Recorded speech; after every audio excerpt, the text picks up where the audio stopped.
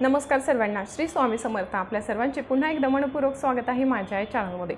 उद्या आहे 12 नोव्हेंबर अर्थात कार्तिकी एकादशी। या एकादशीला प्रबोधिनी एकादशी किंवा देव उठणी एकादशी असेही संबोधलं जातं। जेवढं महत्त्व आषाढी एकादशीला आहे तेवढंच महत्त्व कार्तिकी एकादशीला आहे। त्यामुळे उद्याचा दिवस हा खूप जास्त महत्त्वपूर्ण आहे। उद्याच्या दिवशी आपल्याला कार्तिकी एकादशीचं व्रत काय करायचं आहे, त्याचं महत्त्व काय आहे, त्याचबरोबर सेवा कोणत्या करायची याची संपूर्ण माहिती मी तुम्हाला या व्हिडिओमध्ये सांगणार आहे। अत्यंत महत्त्वपूर्ण व्हिडिओ आहे, त्यामुळे शेवटपर्यंत बघा। आणि आपण जर चॅनलवर नवीन असाल तर व्हिडिओला लाईक करून चॅनलला सबस्क्राइब जरूर करा। चला तर आजच्या व्हिडिओला सुरुवात करूया। बघा, उद्या आहे मंगळवार 12 नोव्हेंबर। उद्या आहे कार्तिकी एकादशी। मी अगोदर सांगितल्याप्रमाणे जेवढं महत्त्व आषाढी एकादशीला आहे तेवढंच महत्त्व कार्तिकी एकादशीला देखील आहे। बघा, उद्याच्या एकादशीचं व्रत करणं हे खूप महत्त्वपूर्ण मानलं जातं। असं म्हटलं जातं की आषाढी एकादशीच्या दिवशी भगवान श्रीहरी विष्णू हे निद्रा अवस्थेत असतात। अर्थात त्या दिवशीपासून चातुर्मास सुरू होतो आणि उद्याच्या एकादशीला अर्थात कार्तिकी एकादशीच्या दिवशी चातुर्मास हा संपत असतो। म्हणजेच उद्याच्या दिवशी भगवान श्रीहरी विष्णू हे निद्रा अवस्थेतून जागे होत असतात। बघा, सर्व व्रत वैकल्य उपवास यामध्ये सर्वश्रेष्ठ व्रत म्हणून एकादशी व्रताची ओळख आहे। त्यामुळे ज्यांना शक्य आहे त्यांनी प्रत्येक एकादशीचं व्रत हे आवर्जून करायला हवं। आपल्या संपूर्ण वर्षभरातून 12 महिन्यातून 24 एकादशी या येत असतात। ज्यांना शक्य आहे त्यांनी 24 एकादशीचं व्रत केलं तर अतिशय उत्तम। पण ज्यांना अगदीच व्रत करणे शक्य नाही त्यांनी कमीत कमी आषाढी एकादशी आणि कार्तिकी एकादशीचं व्रत हे आवर्जून करायला हवं। अर्थात काय, तो उपवास जो आहे तो आपली तब्येत आणि शारीरिक क्षमता बघून करायचा असतो। ज्यांना उपवास करणे शक्य नाही त्यांनी कमीत कमी सेवा केल्या तर अतिशय उत्तम। बघा, चातुर्मासामध्ये आपल्यापैकी अनेक जणांनी खूप सारे व्रत वैकल्य उपवास वगैरे केलेले असतील, त्याची सांगता उद्याच्या दिवशी करायची असते। गोपद्म व्रत जे आहे, काही जणांनी गोपद्म व्रत सुद्धा केलेलं आहे, त्यांची सांगता देखील आपण उद्याच्या दिवशी किंवा पौर्णिमेच्या दिवशीही करू शकता। उद्याच्या एकादशीच्या दिवशी सगळ्यात महत्त्वाचं काम, बघा, प्रत्येक एकादशीला आपल्या घरामध्ये जर बाळकृष्णाची मूर्ती असेल किंवा श्री विठ्ठलाची मूर्ती असेल तर त्या मूर्तीचा अभिषेक आपण प्रत्येक एकादशीला हा आवर्जून करायला पाहिजे। एकादशी व्रत हे भगवान श्रीहरी विष्णूंना समर्पित असतं। या दिवशी आपण भगवान श्रीहरी विष्णूंच्या कोणत्याही स्वरूपाची पूजा करू शकता। आपण बाळकृष्णाची पूजा करू शकता, भगवान श्रीहरी विष्णूंची मूर्ती असेल, आपल्याकडे फोटो असेल तर त्यांची पूजा आपण करू शकता, किंवा श्री विठ्ठलाची पूजा देखील आपण या दिवशी केली तर अतिशय उत्तम।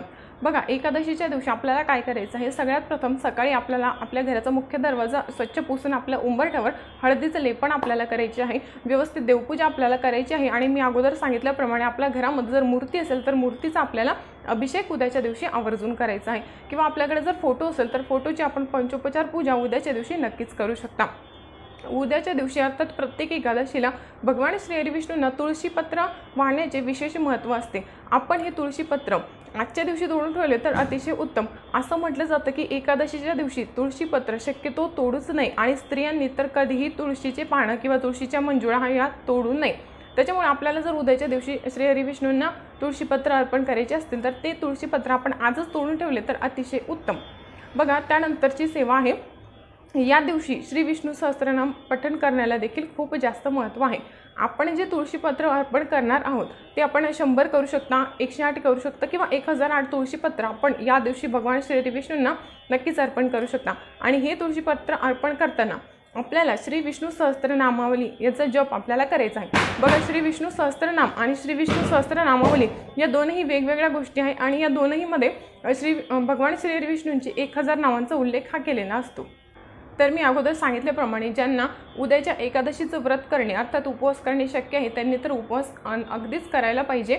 आणि एकादशीचा उपवास जो आहे तो दुसऱ्या दिवशी अर्थात द्वादशीच्या दिवशी सकाळी सोडायचा असतो। पण ज्यांना अगदीच उपवास करणे शक्य नाही तर त्यांनी कमीत कमी सेवा जरी केल्या तरी सुद्धा चालू शकतं। बघा, सेवेमध्ये अगोदर आपल्याला विष्णू सहस्त्रनामाचं पठण करायचं आहे, ते आपण सकाळी संध्याकाळी करू शकता। एकादशीच्या दिवशी तुळस पूजनाला देखील विशेष महत्त्व आहे। आपल्याला दोनही वेळा म्हणजे सकाळी आणि संध्याकाळी तुळशीजवळ दिवाबत्ती आपल्याला करायची आहे। एकादशीच्या दिवशी तुळशीला स्पर्श करू नये, तुळशीची पाने सुद्धा तोडू नये, पण तुळशीची पूजा आपण या दिवशी करू शकता। त्याचबरोबर व्यंकटेश स्तोत्राचं पठण देखील आपण उद्याच्या दिवशी नक्कीच करू शकता।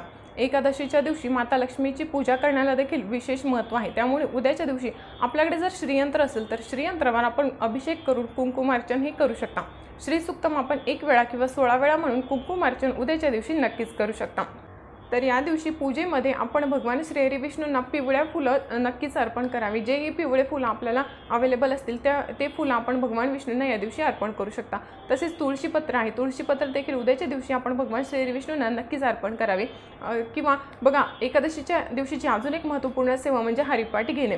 तर हरिपाठ तर आपण आपल्या घरामध्ये दररोज घ्यायला पाहिजे, पण दररोज जरी आपल्याला शक्य नसेल तर प्रत्येक एकादशीला आपल्या घरामध्ये हरिपाठ हा नक्कीच घ्यायला पाहिजे। त्याचबरोबर श्री विठ्ठलाचा जो मंत्र आहे त्याचा जप देखील आपण उद्याच्या दिवशी आवर्जून करायला पाहिजे। श्रीवत्सम धारण वक्षे मुक्ता माला षडाक्षरम या मंत्राचा तुम्ही 11 माळा किंवा 108 माळा जप उद्याच्या दिवशी आवर्जून करायला पाहिजे। एकादशीच्या दिवशीची सर्वात महत्त्वपूर्ण आणि खूप प्रभावशाली अशी सेवा म्हणजे संक्षिप्त श्रीमद भागवत या ग्रंथाचं पारायण करणे। बघा, या ग्रंथाचं पारायण आपण प्रत्येक एकादशीला करायलाच पाहिजे, पण प्रत्येक एकादशीला किंवा काही एकादशीला जमते, काही एकादशीला नाही जमत पारायण करायला, पण उद्याची एकादशी खूप जास्त महत्त्वाचे आहे। त्यामुळे उद्याच्या एकादशीला संक्षिप्त श्रीमद भागवत या ग्रंथाचं पारायण आपण आवर्जून करायला पाहिजे। आपल्याला कितीही प्रखर पितृदोष असेल तरी सुद्धा या दिव्य ग्रंथाच्या पारायणाने प्रखर पितृदोषही कमी होतात आणि त्याचबरोबर आपल्या आयुष्यामध्ये जेही संकट आहेत, प्रॉब्लेम्स आहेत, तर त्यांच्यामधून सुद्धा आपल्याला मार्ग मिळत असतो आणि भगवंताची कृपा होत असते। संक्षिप्त श्रीमद भागवत हा खूप दिव्य असा ग्रंथ आहे, ज्याचं पारायण आपण प्रत्येक एकादशीला हे आवर्जून करायला पाहिजे। उद्याच्या एकादशीला हे पारायण आपण आपल्या घरामध्ये आवर्जून करायला पाहिजे। पारायण करण्यासाठी आपल्याला फक्त 1.5 ते 2 तास एवढाच वेळ लागतो, पण या पारायणाचे अनुभव हे खूप जणांना आलेले आहे। ज्यांनी आतापर्यंत संक्षिप्त श्रीमद भागवत ग्रंथाचे पारायण केलेले आहे त्यांना या पारायणाचे खूप पॉझिटिव्ह असे अनुभव आलेले आहे। बघा, मोठा जो भागवत ग्रंथ आहे तो आजच्या डेटमध्ये कोणालाही वाचणे शक्य नाही आहे, त्यामुळे संक्षिप्त श्रीमद भागवत हा जो ग्रंथ आहे याचं पारायण आपण प्रत्येक एकादशीला जर केलं तर त्याचेही आपल्याला खूप चांगले आणि खूप पॉझिटिव्ह परिणाम आपल्या आयुष्यामध्ये नक्कीच दिसून येतात। तर या व्हिडिओमध्ये फक्त एवढीच पण अत्यंत महत्त्वपूर्ण माहिती मला तुमच्यासोबत शेअर करायची होती। व्हिडिओ आवडला असेल तर व्हिडिओला लाईक करून चॅनलला सबस्क्राईब जरूर करा। श्री स्वामी समर्थ। धन्यवाद।